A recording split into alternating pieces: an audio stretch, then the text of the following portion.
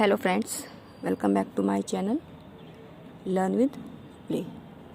मैं सोनिका स्वागत करती हूँ आप सभी का अपने चैनल लर्न विद प्ले में।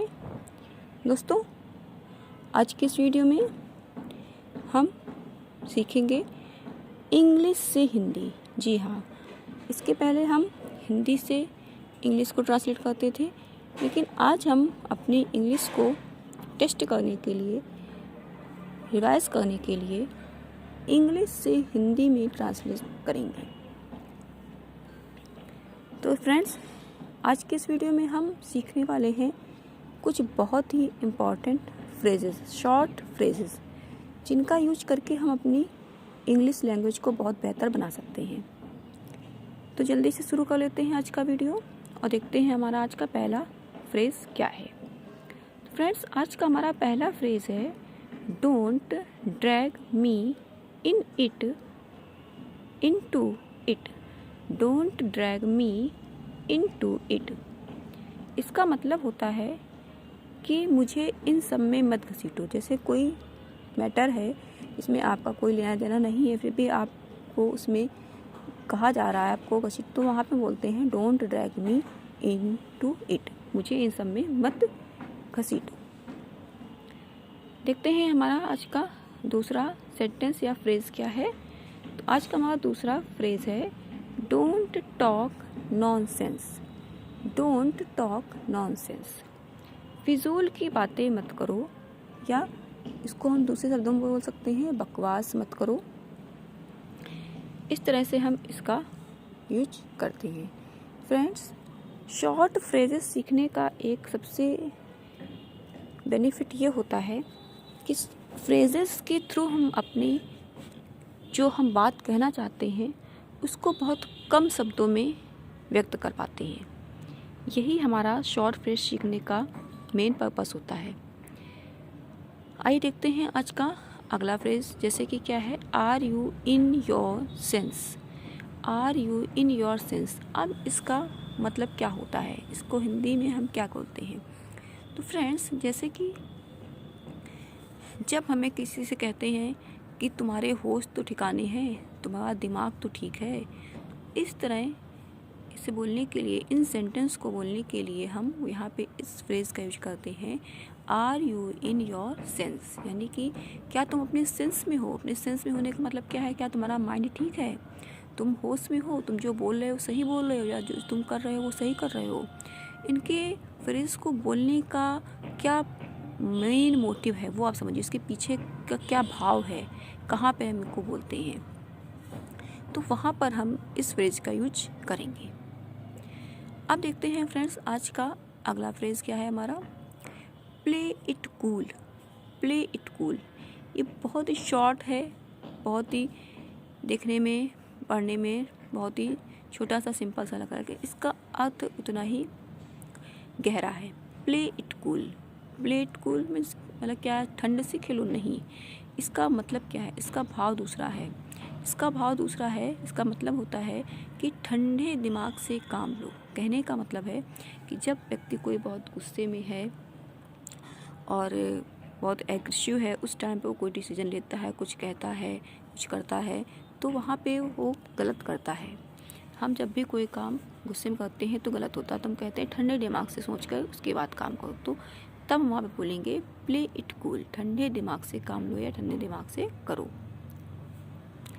देखते हैं आज का नेक्स्ट फ्रेज क्या है, nothing like that. Nothing like that. इसका यूज हम कहाँ करेंगे, जब हमें कहना हो कि जो भी आप कह रहे हैं या जो आप बता रहे हैं, आपके बारे में कोई कुछ कह रहा है, कोई बता रहा है, आप वैसा सच में रियल में नहीं है, वैसा कुछ है ही नहीं, तो हम वहाँ पे बोलेंगे नथिंग लाइक डैट। मतलब कि ऐसा कुछ भी नहीं है, जो आप कह रहे हैं ऐसा तो कुछ भी नहीं है, या आप जो बता रहे हैं ऐसा तो कुछ भी मैटर ही नहीं है, तो वहाँ पे बोलेंगे नथिंग लाइक डैट। मतलब ऐसा कुछ नहीं है।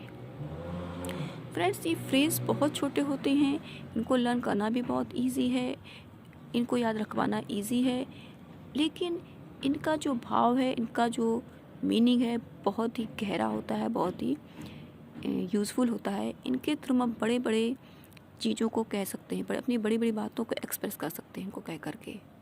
तो इनको सीख करके अपनी इंग्लिश को बेहतर बना सकते हैं और कम शब्दों में बहुत ही अच्छा जवाब किसी को दे सकते हैं। नेक्स्ट देखते हैं इट्स हियर से। इट्स हियर से, अब इसको हिंदी में क्या बोलते हैं? इट्स हियर से। अगर इसको आप according word to word translate करेंगे तो इट इज़ मतलब यह है, हियर मीन्स सुना हुआ, से मीन्स कहना, तो सुना कहना मतलब क्या हुआ?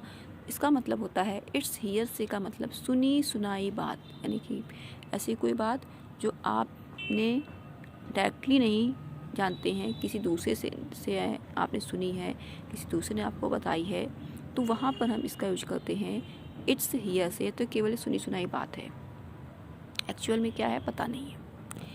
नेक्स्ट देखते हैं like a dream. Like a dream, like a dream का मतलब क्या? सपनों की तरह। सपनों की तरह का क्या मतलब है? देखिए, सपने हम जो देखते हैं वो बहुत ख़ास होते हैं, उनको पूरा करने के लिए हम हर प्रयत्न करते हैं। तो कोई सपना जब हमारा पूरा हो जाता है, जब हमारा कोई सपना पूरा होता है तो क्या होता है, वो बहुत बड़ी बात होती है अपने आप में, है ना? क्योंकि सपने जल्दी पूरे नहीं होते, सपने पूरे करने के लिए बहुत मेहनत करनी पड़ती है। बिना मेहनत के कोई भी सपना किसी का पूरा नहीं होता है। यानी कि जब कोई बात बहुत गजब की हो जाए, जब कोई काम बहुत किसी ने गजब का किया है, तब हम वहाँ पे बोलेंगे लाइक ड्रीम, मतलब कि सपना पूरा हो गया। गजब का मतलब क्या? सपना पूरा हो गया। तो लाइक ड्रीम मीन्स गजब की है, गजब का। नेक्स्ट देखते हैं it's just a eye wash. It's just a eye wash, मतलब क्या होता है इसका? कि केवल दिखावा करना, केवल दिखावा करना है। रियलिटी में, उसके दिल में, उसके मन में आपके लिए कुछ भी नहीं है, या कोई चीज़ है जो केवल दिखावे के लिए है, एक्चुअल में उसका कोई यूज नहीं है, तो वहाँ पे हम बोलते हैं it's just a eye wash. अगला देखते हैं won my heart. Won my heart मतलब मेरा दिल जीत लेना, यानी कि किसी का दिल जीतना, अपने किसी काम के थ्रू, अपने बातों के थ्रू, या किसी और चीज़ की वजह से किसी व्यक्ति को इतना ज़्यादा खुश कर देना कि वो बोले कि अरे तुमने तो मेरा दिल जीत लिया। तो वहाँ पे हम यूज करेंगे वॉन माई हार्ट। अपनी खुशी को एक्सप्रेस करने के लिए हम यूज करेंगे फ्रेज वॉन माई हार्ट, तुमने तो मेरा दिल जीत लिया। तो फ्रेंड्स, आप देख रहे हैं सारे फ्रेजेस बहुत ही छोटे छोटे हैं, 2 3 मैक्सिमम 4 वर्ड्स से बने हुए हैं, लेकिन इनके जो यूज़ हैं बहुत ही कमाल के हैं। आप इनको बोल के अपनी इंग्लिश को बहुत ही अच्छा, इफ़ेक्टिव, बहुत ही गहरा आप इफ़ेक्ट छोड़ेंगे सामने वाले पे। नेक्स्ट देखते हैं हर life is on the line. Her life is on the line, इसका मतलब क्या होता है? इसका मतलब होता है हिंदी में उसकी ज़िंदगी का सवाल है, यानी कि उसकी ज़िंदगी लाइन पर है। लाइन पर है मतलब क्या है? किसी की मृत्यु के, मतलब बोलते हैं ना, जब किसी की ज़िंदगी और मृत्यु का सवाल है, तो उसकी ज़िंदगी का सवाल है, तब हम वहाँ पे बोलते हैं कि हर life is on the line. कोई व्यक्ति ऐसा है जो बहुत ज़्यादा बीमार है, लड़ रहा है बीमारी से, तब वहाँ पे वो इस तरह। तो जब हमें कभी बोलना है कि उसकी ज़िंदगी का सवाल, कोई ऐसा काम है जिसके बिना उसकी ज़िंदगी में कुछ दिक्कतें आ सकती हैं, बहुत बड़ा गहरा असर पड़ सकता है, तब वहाँ पे बोलेंगे हर या his life is on the line, उसकी ज़िंदगी का सवाल है। What brings you here. What brings you here, यहाँ कैसे आना हुआ। वॉट ब्रिंग्स यू हियर, यहाँ कैसे आना हुआ। जब हम बहुत दिनों बाद किसी से मिलते हैं ना, या कोई कहीं पे हमसे मिल जाता है, या कोई आता है हमारे यहाँ, तब कभी कोई उससे बोलते हैं अरे बताओ यहाँ कैसे आना हुआ, तब वहाँ पे बोलेंगे what brings you here. You did wonders. You did wonders. You did wonders मतलब क्या होता है? तुमने कमाल कर दिया। तुमने कमाल कर दिया, किसी ने बहुत अच्छा काम किया, सबसे अलग हट के कुछ किया, तो वहाँ पे हम बोलते हैं अरे तुमने तो कमाल कर दिया। तो यू डिड वंडर्स, तुमने तो कमाल कर दिया। फ्रेंड्स, आप इन सभी फ्रेज़ को किसी एक कॉपी में नोट कर लीजिए और इनको लर्न कर लीजिए, और इनसे आप अपने सेंटेंसेस को, इनको अपने सेंटेंसेस में यूज करके अपने सेंटेंस बनाइए, और बहुत ही एडवांस इंग्लिश आप बोल सकते हैं। देखते हैं अगला फ्रेज क्या है हमारा। Think what you want. Think what you want, इसका मतलब होता है कि तुम्हें जो सोचना है सोचो। हमारा कभी किसी से जो कभी बहस हो जाती है, कोई झगड़ा हो जाता है दो लोगों के बीच में, तो मिसअंडरस्टैंडिंग हो जाती है। तब हम कभी कभी ऐसा एक्चुअल में जब नहीं होता है फिर भी सामने वाला तो हमसे बोलते हैं अरे तुम्हें तो जो सोचना है सोचते रहो, है ना। तो वही हम जब हमें ऐसे बोलना होगा तब बोलेंगे थिंक वॉट यू वांट, तुम्हें जो सोचना है वो तुम सोचो, लेकिन रियल में तो ऐसा कुछ नहीं है। तो फ्रेंड्स, ये फ्रेज़ हमारे बहुत ही काम के हैं, बहुत ही ज़्यादा ये इंग्लिश को बेहतर बनाने वाले हैं, इंग्लिश को बेसिक से एडवांस करने वाले हैं। छोटे से फ्रेज़ को बोलकर हम अपने पूरी बात को कह सकते हैं और बहुत ही अच्छे तरीके से कह सकते हैं। देखते हैं अगला, that's the spirit. That's the spirit. That's the spirit का क्या मतलब होता है?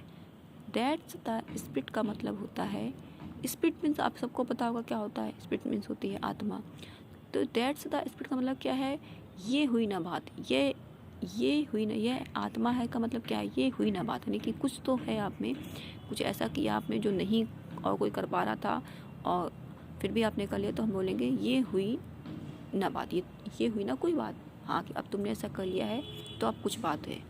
तो अगर आपको फ्रेंड्स आज के सारे फ्रेज़ अच्छे लगे हों, मेरा ये वीडियो अच्छा लगा हो, आपको मेरी बात अगर समझ में आई हो, तो फ्रेंड्स मेरे इस वीडियो को जल्दी से लाइक करिएगा। चैनल पे अगर आप नए हो तो चैनल को सब्सक्राइब कर लीजिएगा और अपने कमेंट्स भी लिखिएगा। फ्रेंड्स मिलते हैं अगले वीडियो पे, तब तक के लिए बाय बाय, थैंक यू।